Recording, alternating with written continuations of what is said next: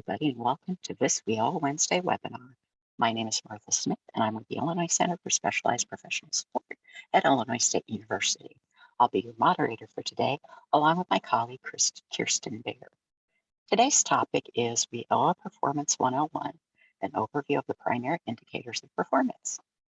Now, just as a reminder, all participants are in listen-only mode, and you cannot unmute yourselves.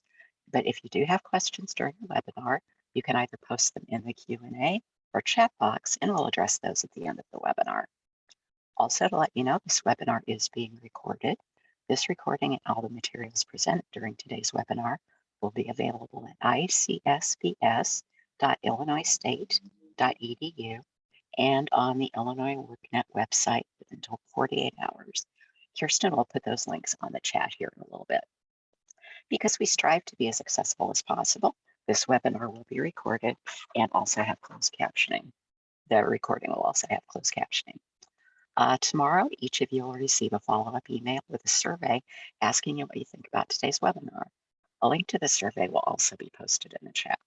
We encourage you to provide your feedback and suggestions so we can improve upcoming webinars. Now, if you have a faulty internet connection or you prefer to call in, you can do that by using the phone number in the original registration email.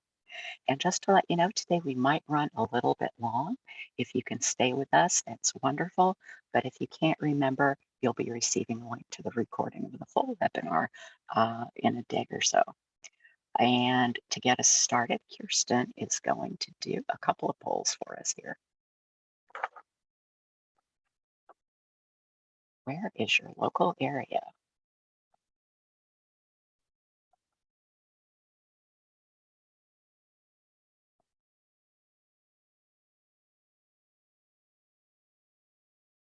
I was written there for Central Illinois.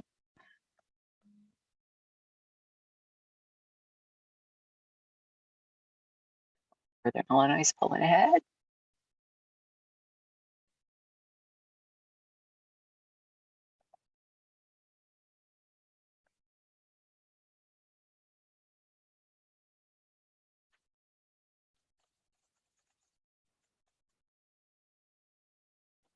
Okay, and it looks like we've got 10% of our folks from Chicago, 36% from Northern Illinois, another 36% from Central Illinois, go Central Illinois, 15% from Southern Illinois, and overall statewide 3%.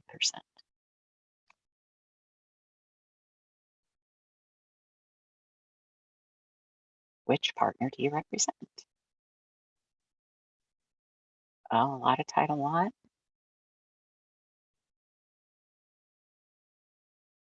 Title I still pulling ahead.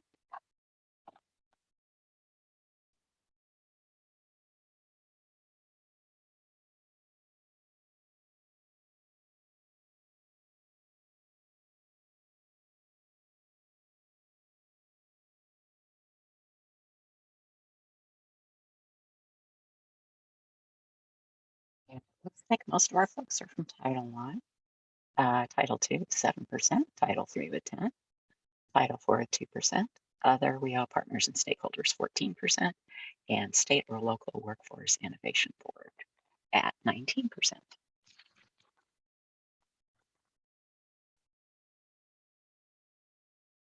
And is that the last poll?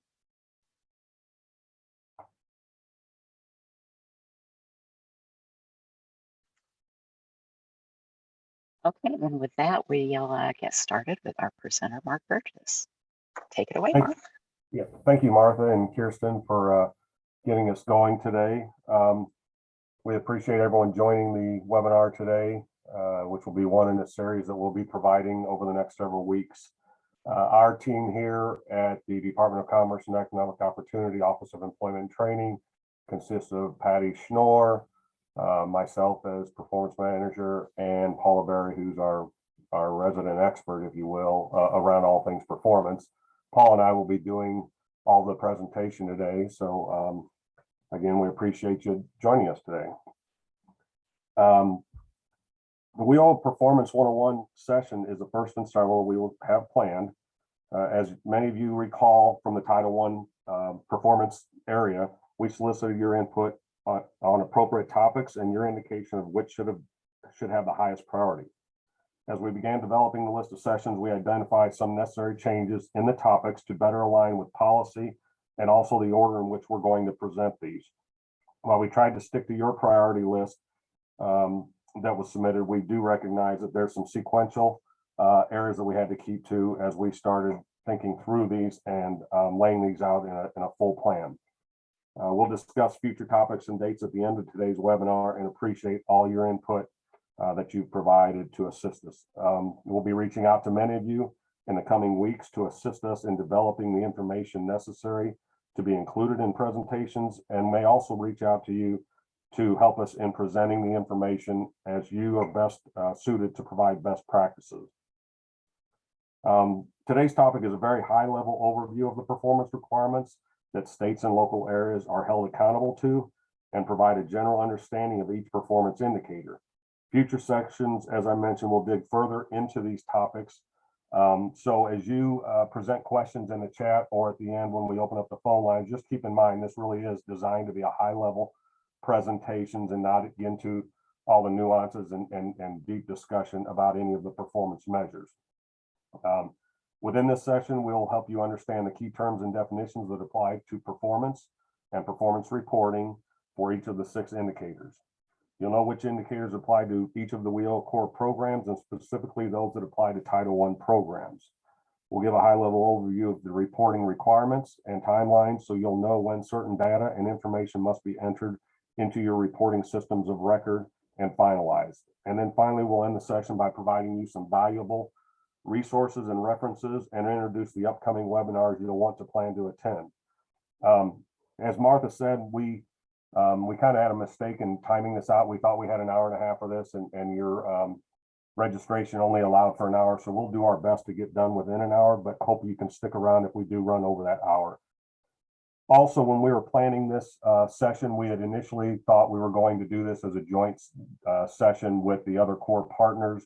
And as we were planning through that, we realized that we probably have a lot larger discussion and planning effort ahead of us if we want to do this jointly. So while we're focusing today on the Title I program, we appreciate all those from the other programs that join, and I think you'll find the information still valuable for your programs. You'll just want to check with your state or local partners to make sure you understand fully how each of these measures might apply to your program where there are differences. Within today's session, we're going to talk about all of these statutes or elements of the statutes, the act, the final regulations, or we call them final rules, and any policies and joint issuances, guidances that the Department of Labor and Education have issued. You'll note on the slide here the specific ones that relate to performance and performance reporting. We'll also touch on elements of state policies and guidance that have been issued through our department here at the Office of Employment and Training.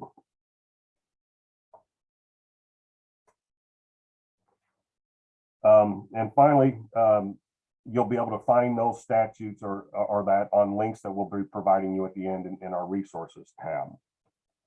There are 6 core programs that performance reporting apply to specifically, while other required programs have some reporting requirements and performance requirements. We're focusing on the 6 elements or 6 measures that apply to these 6 core programs housed at 4 different partners, and specifically the Title I-B, or we more commonly just refer to ourselves as Title I, here at the Department of Commerce, specifically the adult program, the dislocated worker program, and youth program. Again, some of these do apply to all 3 of the other core partners and programs, but we're focusing primarily on the Title I programs. WIOA was signed, WIOA was signed into law in 2014 and is designed to help job seekers access employment, education, training, and support services to succeed in the labor market and to match employers with the skilled workers they need to compete in a global economy. The performance indicators we'll discuss further are designed to ensure USDOL and states can assess their effectiveness in achieving positive outcomes for individuals and to match those individuals to employers in order to meet those needs. We'll achieve this through several key tenets of the Act. WIOA achieve this through several key tenets of the Act. All programs now have have to speak the same language to align definitions and terms, and the indicators have been streamlined in most instances as they apply to all programs. The system is designed to be customer-focused in its service delivery, and Illinois has made great strides in recent years to better coordinate efforts across the partners and programs. And while we have more to go, we are a much more integrated system than ever before. The reporting requirements under WIOA or WIOA are designed to ensure we have the data and information necessary to assess and evaluate how we are doing in achieving our goals as a state, and for those attending to the goals at the local levels. We'll get more into those goals in a minute. This helps us understand if we are serving those who we intend to serve and in a manner consistent with their individual challenges or barriers to employment. WIOA seeks continuous improvement in service delivery and performance expectations. Partners and grantees should always be striving to implement new policies and procedures that build upon past successes or challenges by adopting best practices learned from other local areas and states. And of course, the federal government is looking at all this data and information to ensure funds are being used in a manner consistent with the legislation and to help identify whether the investments are warranted. Through performance reporting, it can be shown what impacts the programs are having at the state and local level. In collecting this data and information, we need to ensure its accuracy, reliability, and validity leads to quality reporting. Reporting occurs through multiple layers utilizing a records layout to capture all necessary characteristics of our participants, providers, and grantees, and submitted through a performance reporting system that all states are required to use. In this way, the data received nationally is consistent across all the states and territories. All data needs to be reviewed, analyzed, and validated to ensure such accuracy. At the state level, we are required to report in a timely manner, so we are given 4 quarterly and 1 annual reporting periods with deadlines to submit all the data that has been collected during each period. You'll see in this table that state must submit their data within 45 days of completion of each of the quarters and 90 days of completion of the program year or reporting period. Additionally, states develop and submit an annual narrative report to outline and describe all the successes and challenges in meeting intended operational expectations which occurred during the annual reporting period. This goes well beyond simply reporting outcomes on each of the 6 indicators of performance and addresses the planned events, programs, and activities that we've outlined in our Illinois Unified State Plan. We do this in a joint fashion by soliciting input from all of the core partners and programs. The report narrative is then enhanced and expanded to include individual, employer, and system successes and additional reporting data outcomes to meet requirements of the Illinois Workforce Innovation Board Act here in Illinois. This version of the report is submitted annually to the Illinois General Assembly in accordance with that act. So what does that mean for you at the local level? To support the state's reporting, local partners and grantees are required to meet several reporting expectations, including timely submission of participant information, including their details of the services and activities they have received, and appropriate program exits when they complete their individual plans. If you are a grantee that has applied and been approved for a grant, you may have a different set of expectations that would be outlined within your grant agreements. Annually, you have to ensure training providers are submitting performance information so that the state can submit reports on training customers and outcomes. To ensure states have the most current and accurate information for the reporting, local partners are required to certify their information and report annually in an annual certification report or ACR. All of these requirements are outlined within the state policies and notices mentioned earlier. And finally, to assist in ensuring the state can highlight the best examples of the tremendous efforts occurring throughout Illinois, local area partners, employers, and other stakeholders in the system are requested to submit success stories that can be included in published websites and in the annual report narrative. You all should be excited to have your efforts recognized, so please submit your successes regularly. These are just some of the examples of reporting templates we use to submit the information to DOL. While not outlined in this webinar as the information contained in each report, this just signifies we have stringent expectations we have to comply with. So it is important that all of the local programs are entering and submitting the necessary data and information in a timely manner to assist us in meeting our obligations.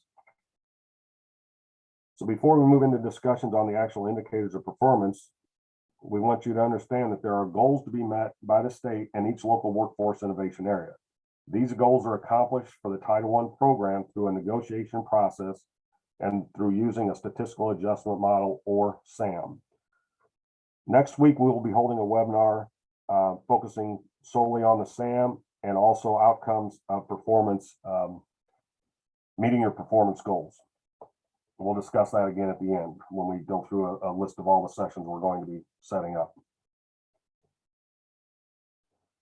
As a state, we must meet DOL Regional Office in Chicago to negotiate and come to agreement on expected levels of performance. For the program years 2020 and 2021, we did this back in May of last year, and we'll be entering similar negotiation sessions for 22 and 23 program years sometime in mid 2022.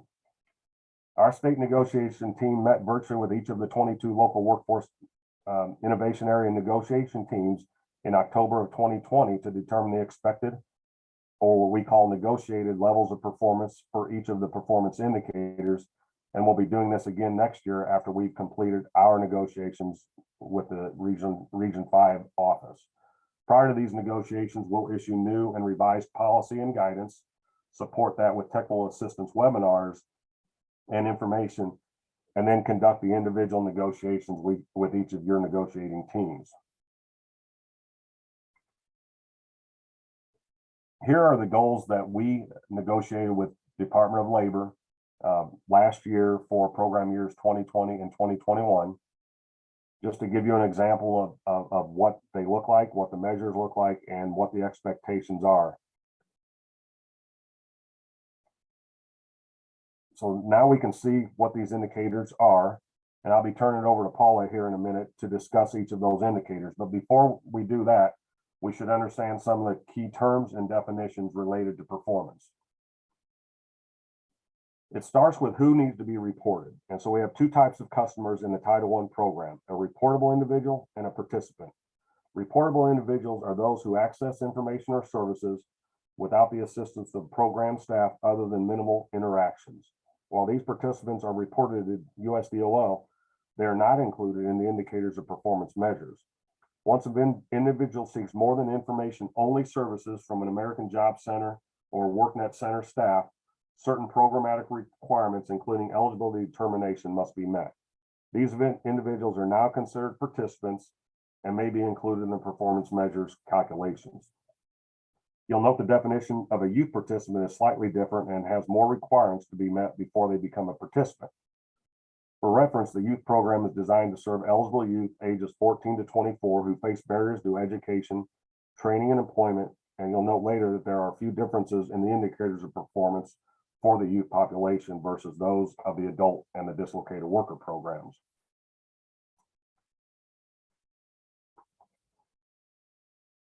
Program exits are very critical to determining performance outcomes, as many of the measures are what we call exit-based. Program exit occurs when a participant has not received a service for 90 days and there are no planned services in the future. A common exit refers to the process of not performing a program exit of an individual until all services from all enrolled programs have been received for at least, or have not been received for at least 90 days with no future planned services. We'll note here in Illinois, we don't have a common exit policy at this time for all WIOA programs. However, local areas already use the technology and information available to coordinate exits among some of those programs, such as the Trade Act or TAA and the WIOA Title I dislocated worker programs. The period between when an individual becomes a participant and their program exit is called the period of participation and has a bearing on most indicators of performance. And then finally, the last three here, for determining performance outcomes, employment and employment-related terms are defined. Employment for WIOA performance purposes is defined as occurring when an individual is in a paid, unsubsidized job or working at least 15 hours per week in an unpaid job on a farm or business operated by their family or by themselves. Unsubsidized employment is just what it says, in that it is employment where the employer is not receiving a subsidy of public funds to offset the cost and wages of employing that individual. In reporting on performance measures, we have to determine if the employee is actually employed through wage records and other means. But if the individual did not provide a social security number, making it difficult or impossible to do a wage match, supplemental wage information is used. Now, I'm sure you're all wondering what those measures are, the indicators of performance. So I'm going to go ahead and turn it over to Paula to go through each of the measures and indicators of performance. Thank you, Mark. Hello, everyone. Yes, so like Mark said, when he's talking about performance accountability and performance, we have these. The WIOA, 6 WIOA primary indicators of performance. So what are they? They are measures like employment. The types of things we measure are who we serve in the program and then the outcomes that occur. And in doing this, we measure things or indicators. We call them measures also, like employment, credentials, and even gains and skills they earn during the program. So we'll go on to this next slide, and this is just intended to demonstrate to you that Title I is not the only WIOA partner or programs who report on all these measures, but like Mark said, Title I does house 3 of the programs, and we are required to report on all 6 of the primary indicators. It's a lot of information, and today I'm going to point out the key points about each measure that we would like you to take away with you today, if anything. So next slide, please. The first measure is called the employment rate second quarter after exit. And what is this measure? It's exactly what it says. This measure is the percentage of those who are after exit are employed in the second quarter after they exit the program. It does only count those jobs that are provided by an employer who does not accept subsidies for the employment. For Title I youth, this is important. This also includes the percentage of youth participants who are in education or training in the second quarter after exit, as well as their employment. All participants are included in this indicator, and that's regardless of your status. When you come into the program, you're going to be counted in this. And as always, placement or education count for youth. So next slide, please. This is the methodology, and there's a lot of information today, so this is a reference for you. This is exact calculation. So it's the number of participants who exited during the reporting period and who are employed, youth can be in education or training, divided by the number of participants who exited. And that is how we come up with the percentages. Like Mark explained on this slide that lists all the measures and all those percentages, this is how we calculate each indicator to come up with those percentages. And supplemental wage information is allowed to verify employment in these employment measures. If someone is self-employed, that information needs to be documented. All the other wage information is uploaded into our system. So that information is kind of done for the calculation, but anyone that just has supplemental, we rely on the local areas to report that manually. But then, like all measures, participants who exit the program during the reporting period for any of these other exit reasons that we have listed at the end of this presentation, they're considered exclusions from performance. They kind of take you out of the measure, so you're not on the hook. It's important to note that those participants won't be included in the calculation for this measure either. Okay, so employment rate fourth quarter after exit is our second indicator. It is identical to the employment rate second quarter, just like the title of the measure, the label. It is those who are employed in the fourth quarter after they exit from the program. Same exact rules apply to this measure. We're just looking at that fourth quarter after exit. Next slide, please. Calculation again, exactly the same, but it's anyone employed in the fourth quarter who we divide by all of the exiters. So it's just looking out a little further. The employment doesn't have to be the same employer or even actually in the same industry to count for these. So it's different than the old WIA I see a lot of people on this presentation that I'm sure you're very aware of these measures, but for new people who haven't really been around performance since WIA, it's a switch up to that. So next slide, please. Okay, so our third primary indicator of performance is called median earnings. And this measure is the median earnings of participants who are employed in the second quarter after exit. So it's the middle wage taken from literally a list of wages of all those employed in that quarter.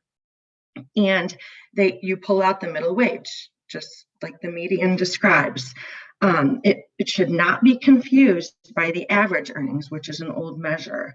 And the purpose of this methodology is to remove the outliers that used to you might have someone with drastically greater wages than the majority of your participants. So what that could do is skew something if we calculated an average for comparison. So that is why this measure is looking at the median, to remove those outliers and give a better assessment of the program and the wages of our exiters. Next slide, please. These are just some operational parameters that we like to include as a reference. There's a wage conversion chart that you can use to convert supplemental wage values that don't represent what is actually earned in the second quarter, only to be used again when we don't have a direct wage match. Supplemental wage information is allowed as well for this measure. Next slide, please.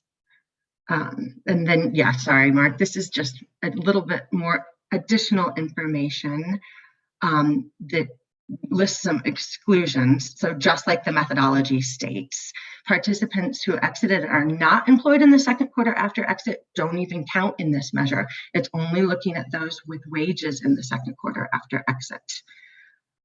If there's no employment information available, then they won't be included. If they have zero income, obviously, and participants who are in subsidized, where their employer is receiving subsidies for their program, are not included as well. And that applies to all of the employment type measures, the first three measures. Participants who have exited with any reason that we will identify when we call the exclusions from performance. Next slide, please. Okay, so moving on to our fourth primary indicator of performance. And the first three measures, as you'll see here, they're looking at participants' employment. And it helps us assess how our program and all our services did to get them a job, keep them a job, and hopefully provide sustainable earnings. The credential attainment measure, next slide, please. Now, this is looking at our exiters who not only receive WIOA services, but specifically receive training services. So this is the percentage of, it measures the percentage of participants who are in training or education and who attained a recognized post-secondary credential or secondary school diploma. And along with this measure, you have 1 year to attain the credential after you exit. So you can have your credential, you may earn it during the program, and if not, you have a whole year to get that reported after they exit to count as a positive. Very important to note that the credential attainment measure is only going to include your participants and exiters who receive training or education, but it excludes those who only received or were only in an on-the-job training or customized training. So if that was their only training type service, they're not going to be included in the credential, which means you're off the hook because those don't lead to a recognized post-secondary necessarily. All in-school youth are included in the measure. And that is because their status application, once it's in school, they are considered in school, so they will be included in this calculation, and you're on the hook for their credential. Next slide, please.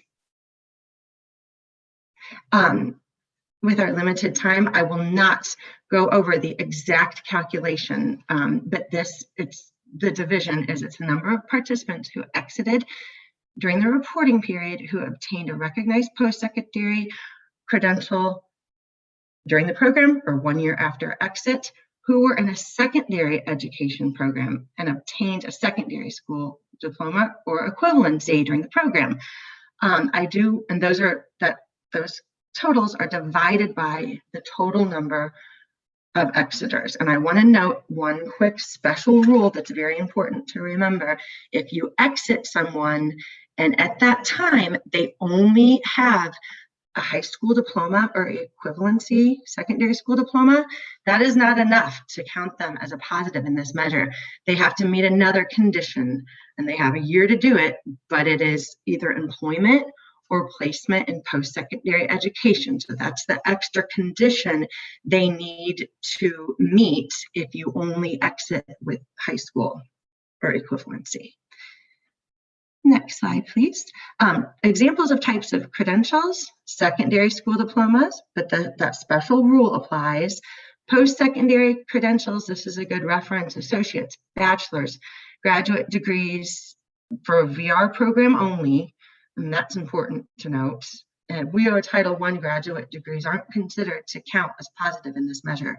Occupational licensures, certifications, certificates, anything that is sufficient to qualify for entry level or even advancement in employment. Sorry, I already read this special rule, but here's the documentation. I got ahead of myself on this slide, but this is a good reference to always remember for this credential attainment measure. It applies to adult and dislocated worker, Title I youth, all three. And this is additional information, operational parameters to consider when you're recording credentials. They consist of industry recognized certificates or certifications. Completion of an apprenticeship is a great example. A license recognized by the state or federal government, or an associate or baccalaureate degree. Next slide, please. These are certificates that do not count. It doesn't, and this is just not limited to these, but just to let you know, there are some certificates that if you record them as a credential, it's not allowed, and it should not be one that gets you your positive outcome. There are things like OSHA 10 or OSHA 30 safety courses, work readiness, food handlers, or just orientation and things like that. And I do want to mention one more time, like Mark pointed out, we're going to, in the future, offer in-depth presentations on each of these measures, because I know there's a lot of information and this is very high level.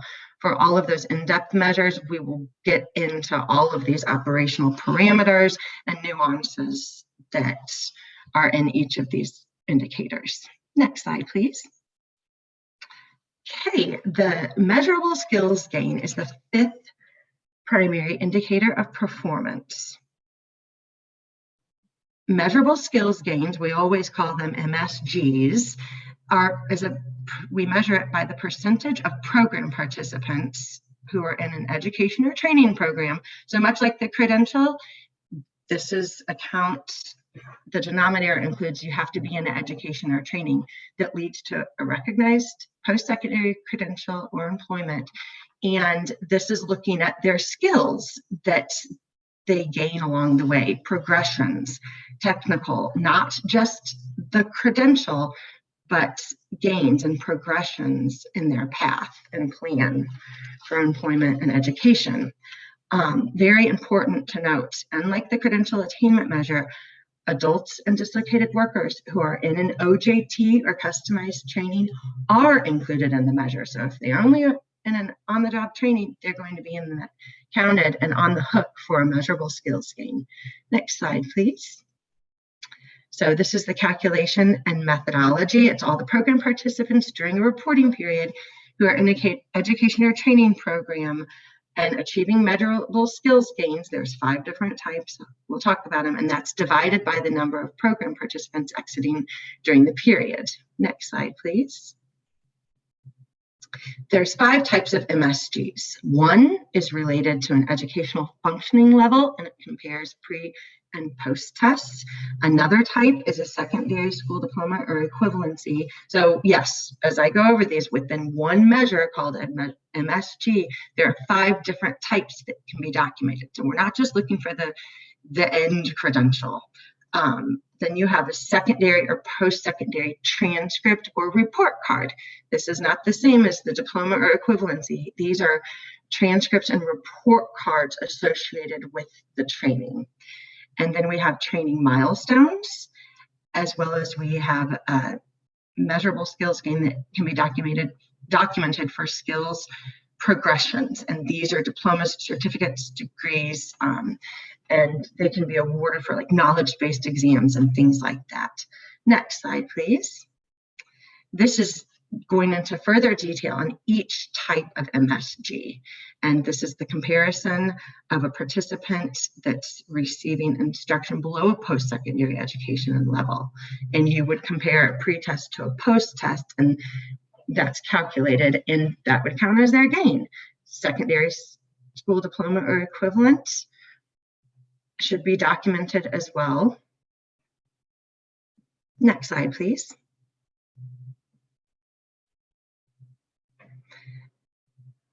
Secondary or post-secondary transcripts and report cards. These are for the secondary transcripts or report cards to be allowed to count as a type of MSG. This would be only for a participant, obviously, who comes into the program without one, and then someone who is documented as participating in one of these types of programs. Post-secondary transcripts and report cards. There's quite a few operational parameters that go along with this that we will definitely provide technical assistance and more information on in an MSG focused presentation. But part-time students need to achieve a minimum of 12 credits, but since they're only part-time, they have 12 months to achieve that. Then you finally earn your gain type for this once you've reached 12 over maybe your 2 semesters. That's just one example. Next slide, please. For training milestones, what we're looking for here for this specific type of MSG. If you think about it, if you're in a training program, you could receive progress reports. There's milestones happening all the time. Doesn't mean you're getting the end credential, but all of these types of gains and skills can be documented, because one thing to always remember with MSGs, it shouldn't just be one that is reported. It should be every gain that you identify while you're working with your participant, because these gains are tracked while they're still in the program, not after exit. So as you go along, you're tracking things like training milestones, transcripts, if they're just in a post-secondary, like occupational skills training or things like that. And this can be any training milestone tracked from an employer, anyone who's providing their training. Skills progression. This is the 5th type of MSG that we track. And this is where they're taking exams that might be required for a particular occupation and benchmarks. So these are based on the exams. The training milestones can be things like progress reports. Next slide, please. This is just a little more information. And to count as a positive for this measure, a participant needs to have at least one of these gain types documented and reported in your system of records every single year they're participating in the program or in training. So it's not like our measures where we exit and then we start watching for your outcome. This is every single year. If you have someone in your program for 3 years in a row and they're in a training program all 3 years, they need at least one measurable skill gain type documented every single year. And the second bullet point is just reiterating that all the MSGs should be reported, even though you only need one to count as a positive in your performance reporting for the measure. The intention of this is that they're all captured. And since it's not exit-based, they're included in the measure each year they participate in WIOA and are enrolled in training. We'll get more in-depth on this and provide technical assistance regarding these parameters and reporting timing and cohorts and cutoff dates in a more in-depth presentation on this measurable skill gain measure. This is an example of the difference of our first measures that were exit-based as opposed to the measurable skill gain indicator that is not exit-based, meaning you're in the measure every single year. The clock doesn't start ticking at exit like it does for the other measure.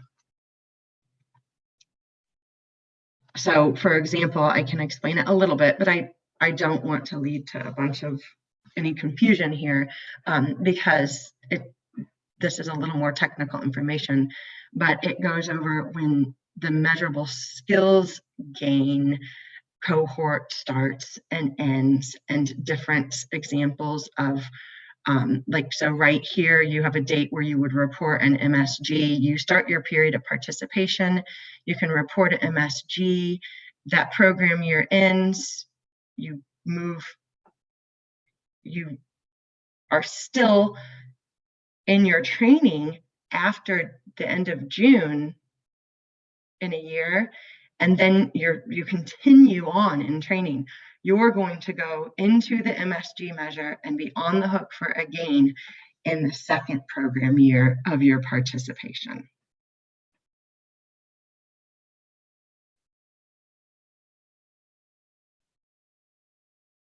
Regardless of when you exit.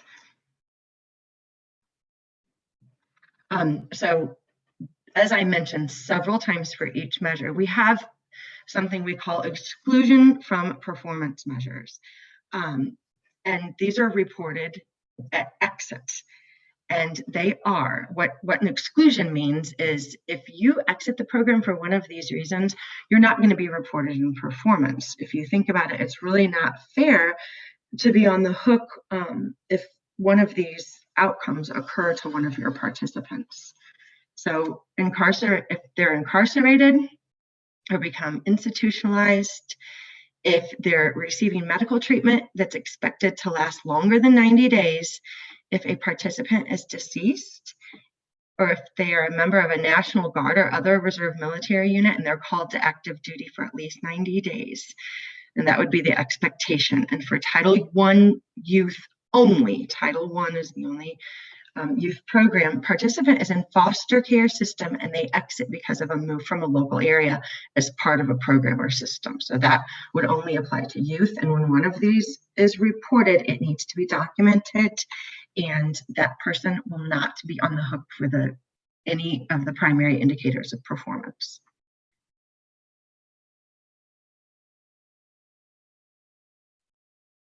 One last measure I'll mention briefly is called effectiveness in serving employers.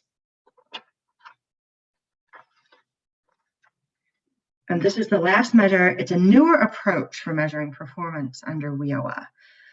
It's actually a pilot program where grantees selected 2 of these 3 approaches.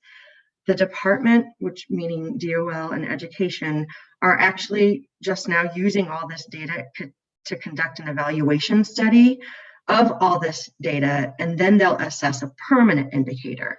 So it's just a pilot project right now, but we do report on it. And the 3 approaches that are being measured are retention with the same employer, and that captures the percentage of participants who exit and are employed with the same employer after exiting the program. Another indicator is called repeat business customer, and this tracks employers who receive services from the program more than once. And then there's employer penetration rate, and this tracks percentage of those employers who are using WIOA program services out of all the employers represented in the industry. So it's one combined report for all the core programs, which is submitted annually. Yeah, and again, it's just in a pilot program. They're just assessing which one or two might become the permanent measure. Next slide, please. Oh, this is just a reiteration of the definition or methodology of each of these approaches. And the retention with the same employer aims to assess programs' efforts to provide employers with skilled workers, the repeat business customers, assesses effectiveness of employers to provide quality engagement and services to employers and sectors, which establishes productive relationships with the employers and sectors over extended periods of time. And employer penetration rate is measured to assess a program's efforts and their abilities to provide quality engagement and services to all employers and sectors within a state and our current local economy. So that's the type of data they're looking at to develop a more permanent approach to this measure. Next slide, please. At this time, we would like to answer any questions that you might have. And I'll hand it over to Mark. Yep, thanks, Paul. We do have a couple. I want to go back just one quick, just to note. You'll note the footnote here. Each state was required on this and effectiveness in serving employers. Each state was required to select two of the approaches to pilot so that DOL and Department of Education can gather enough information to make an appropriate decision on which of the measures they'll select or which of these approaches they'll select for this measure.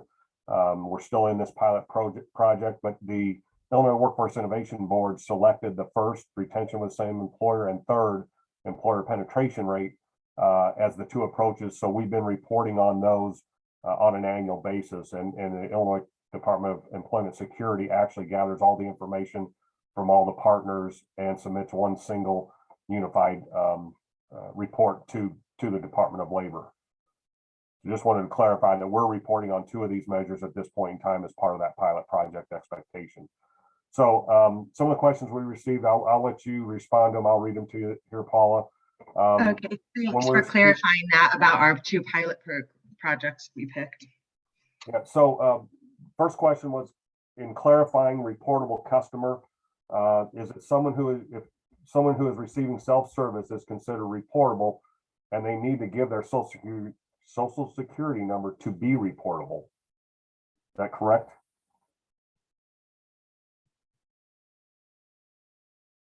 No. Are you reading that? I'm looking at that in the chat. I don't think I'm up high enough. Well, there's a Q&A session over here too. So it says, can you clarify who is reportable? Someone who is using self-service is considered reportable. That is correct. If they're not getting, assistance from staff, doing job search, developing a resume on their own, then yes, that's considered a reportable individual. And I think the second half is the important part, and they need to give their social security number to be reportable. And I think the correct answer to that is yes, in order to be reportable, because if they don't give identifying information, then they aren't included in that reportable individual count, correct? Their social security number can't be required for those purposes.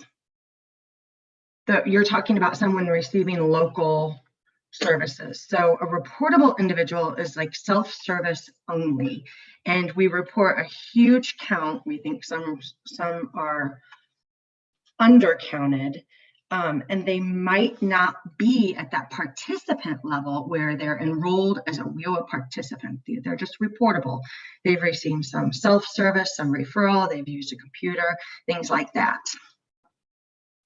Okay, and Laura's for our performance, our policy manager has also responded to your answer that social security numbers are not required to be a reportable individual.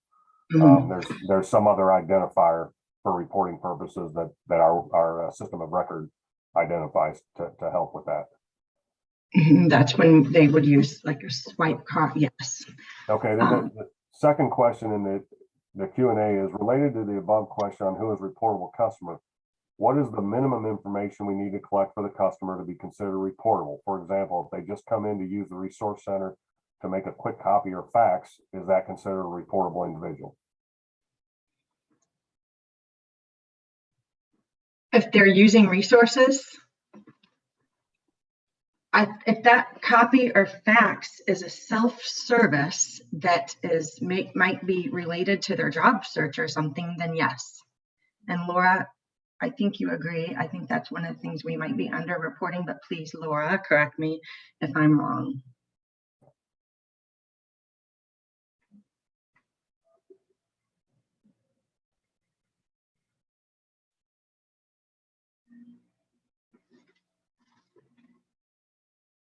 Okay.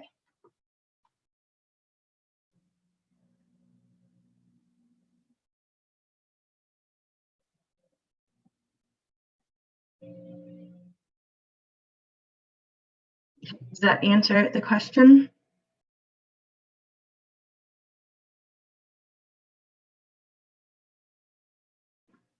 Yes, if you have name and zip, the individual can be reportable as a self-service, meaning that they're not included in performance. They're just reportable.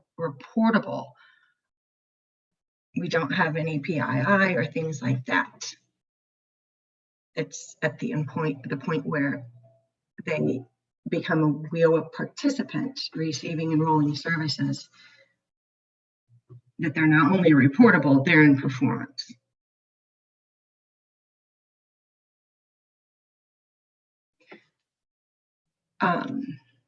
So Mark, you're on mute. I can go up.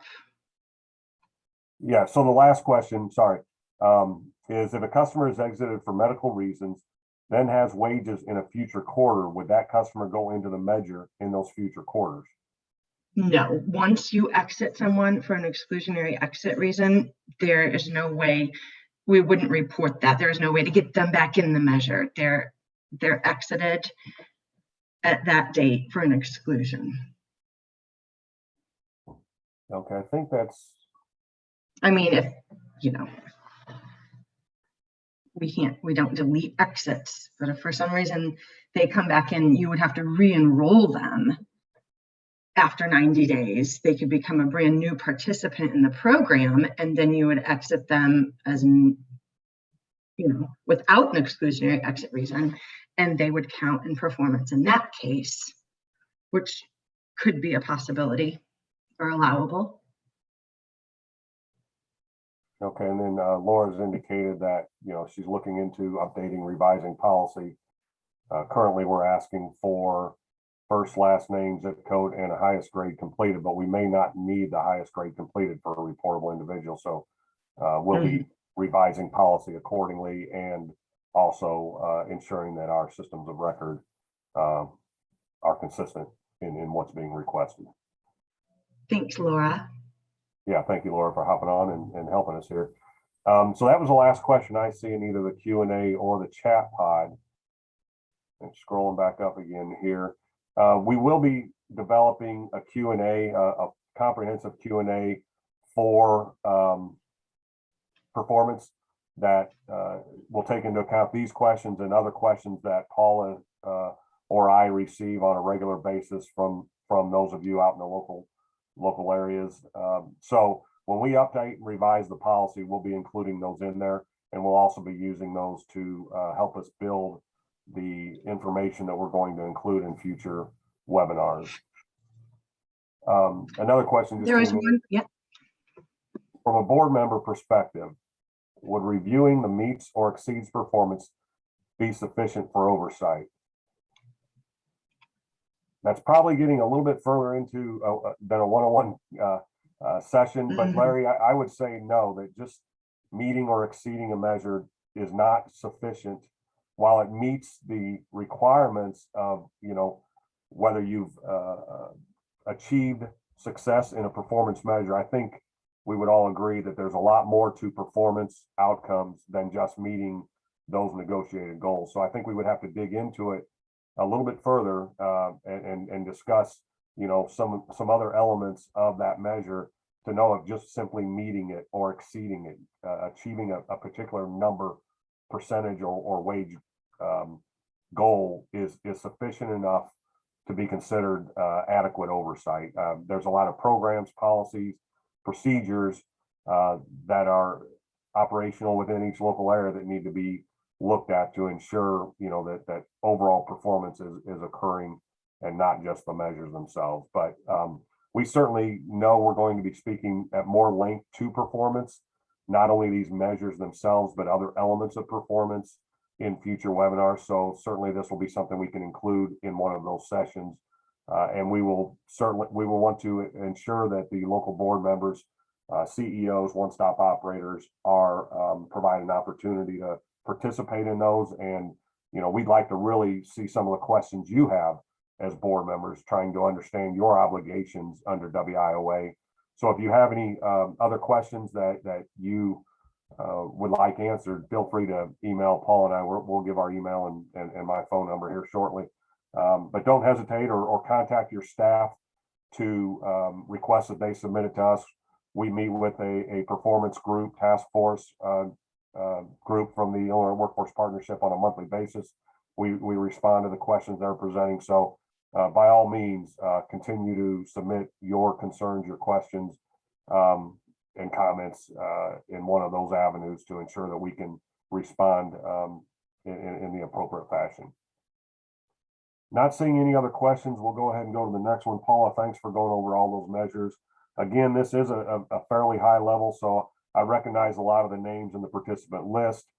We know you've been participating in those performance meetings or our performance in your local area. So, some of this might be repetition to you, but we hope it still is a kind of a refresher of information. And those of you that are newer, we hope that this provide you a good overview going into future sessions.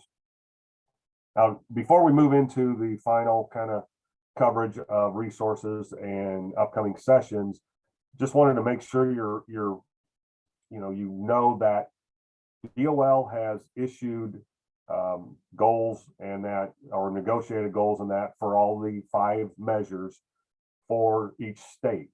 And with that, there are 2 of the measures that have a delayed implementation stage, if you will. So you'll note on this slide that the first 3 measures listed, employment second quarter after exit, median earnings, and measurable skill gains, went into effect in program year 2020. What that means is information is being gathered, submitted, and the negotiated rate states, and we pass that on to local areas, are held accountable to that measure. So the determination of exceeds, meet, and failure means something in the sense that there are potential consequences, such as sanctions, if someone fails a measure of those 3 in either PY 2020 or all future years after that. However, as they continue to gather data and information on 2 of the measures, the employment fourth quarter after exit, employment rate fourth quarter, and credential attainment rates, they've delayed the implementation of that potential, sanctions, if you will, for failure to program year 2022. And again, that's just to gather more and more information from the states as they go through this. And we'll have more information coming out for those of you, especially board members, that are wondering how your performance in PY 2020 happened. We're still gathering the information and data that and issuing it or including it into the statistical adjustment model that I mentioned very briefly this earlier today, to come up with your adjusted levels of performance, which is what you're actually measured on, not your negotiated goals. That's your starting point, and then we adjust them with the statistical adjustment model, or SAM. So we'll be issuing some guidance here shortly in the next few days, and then once I get to the list of upcoming webinars, we're going to be talking about that in a future webinar. So just again, wanted to be clear to you that a couple of these measures have an implementation. We're still gathering the information. If you go out to your report, it'll show whether you've exceeded, met, or failed, but we won't have any consequences, if you will, to those two measures until at least program year 2022. That applies for both the feds to the states, and then the states passing it on to the local areas. Here are some of the resources that you should be mindful of around performance, the Act and final regulations or final rules. Specifically, Section 116 of the Act is all on performance reporting. And then a couple of the Tegels where you can find a lot of the information that we discussed today. There are others out there. There are also technical employment notices that provide additional information as well as these Tegels. So, you know, have these available and at your ready when you're reviewing your performance to understand it even more so than what we provided, and maybe prepare you for future webinar sessions. Some additional information, not guidance, not regulatory in nature, are these top 4 items here, where you can click on these links when you have the slide deck PDF at your hand, and it will take you to where a lot of information is provided by the Departments of Labor and Education. There's a lot of webinars on the workforcegps.org site that you should become familiar with. And then there's specific guidance on the Department of Labor site on performance accountability. And then if you want to know what state requirements exist, you'll want to go to this WIOA e-policy for all of the state policies and attachments and WIOA notices that are associated with policies, and specifically this Chapter 3 performance accountability and reporting in that e-policy portal on Illinois WorkNet. And I do want to note that, as I mentioned, we're preparing to issue a WIOA notice on the utilization of the statistical adjustment model to adjust your negotiated goals, as well as identify the corrective action plan. We're doing a pilot project, and so look forward to that WIOA notice. But we're also reviewing all of the performance accountability and reporting chapter and updating, revising, and adding new policies. So in the next several weeks, you'll start seeing quite a few of those policies being released once we have the appropriate reviews and approval process complete. So be mindful that you're going to see some new ones. The first set of these that will come out are fairly general in nature, tied to what we discussed today at a high level. And then some of the other ones that we'll issue that are taking us a little bit more time to discuss and finalize language will come out, you know, probably more so in a month or two or later, as we're able to complete those. And they'll be coming with more specific information on the measures, technical assistance, attachments that help you understand more the measure themselves and how you can be held accountable or are held accountable as a grantee or local area. So again, just be mindful that there's a lot of information that's going to be forthcoming in the next several weeks and months, in addition to the webinars that we'll be issuing to discuss them.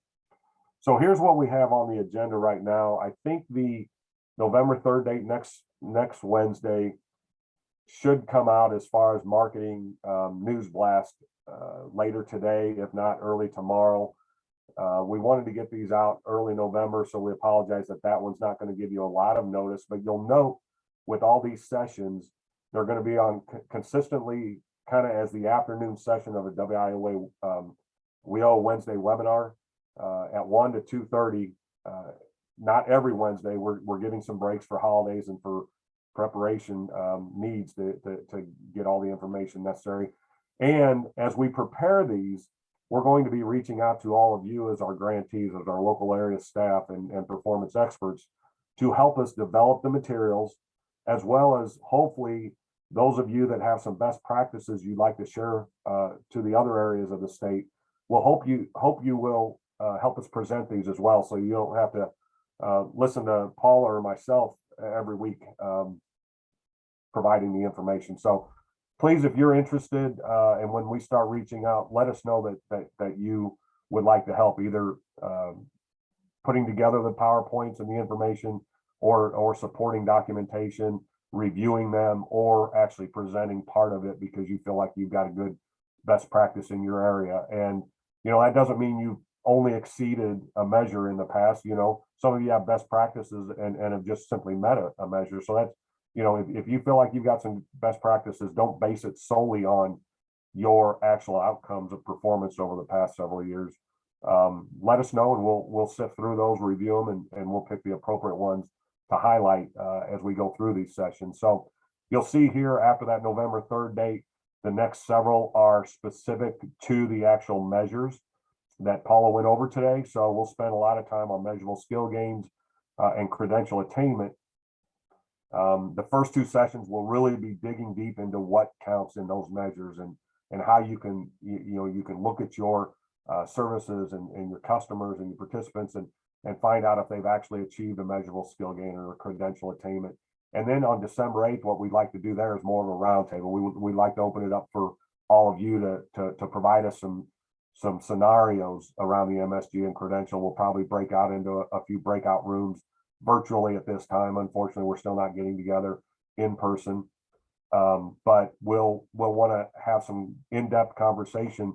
Let you come to us and the other local areas with examples of the issues you've had over the past several weeks and months and years, and discuss those in an open forum. And then finally, the last one we will have scheduled is the December 15th on the other three measures, which we don't think will take an entire session on themselves. So we're grouping the employment rate, second and fourth quarter, and the median earnings into one session. Now, I will note at the bottom, you'll see some other sessions we talked about. As I mentioned before, we solicited all of you in the performance areas at the local level for your input, and some of these were on that list, and some of these we've changed the titles slightly as we went through and reviewed them. And then at the bottom there, these are all subject to change if we're struggling to get the information that you need together in appropriate time to meet these deadlines.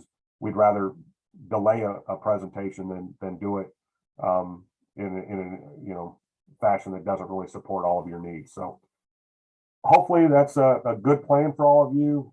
Put the 1 to 2:30 slots on your calendar. We'll continue these into the next year. And back to where I started this morning or the earlier today about the core partners, we're also going to be working with the professional development team to actually develop more coordinated efforts around these, so we can understand programs and their performance implications.